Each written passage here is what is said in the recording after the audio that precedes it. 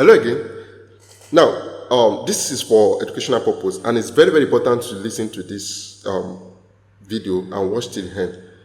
Now, I want to tell you that never in your life trust any link on WhatsApp. It's too dangerous. Always verify from the address bar. Hackers and scammers they're not smiling these days. Now, if you check these three links, you will notice that it's twitter.com, facebook.com. Even if you check it till tomorrow, it's exactly the same thing. It's Twitter, it's facebook.com. Now let me copy the link so that you understand.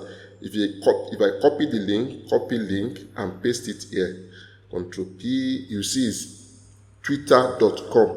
No error in lettering. It's twitter.com. If you go to Twitter, this is what you see. But let me shock you.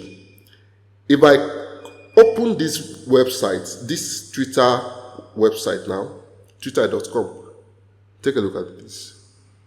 It will redirect me to xn-twitter.qbf.com. It shows that you don't trust any link on WhatsApp. Your account can easily be hacked. Easily. Not only your social media account. Now, if you visit this website, if I want to do something now, maybe I want to hack you. I want to hack your device. The moment you visit this website, I can download something automatically to your device and start monitoring every of your keylog and things like that. And I can do all sorts of things like dodgy attack and many other attacks on your device. So your WhatsApp is a gateway for bad guys to hack you. Now let's copy this Facebook. Copy the link and then paste it here. You see it's Facebook, Facebook.com. But if I click this now, if I click the link directly, Control C, copy C. Look at it. Let's check it out.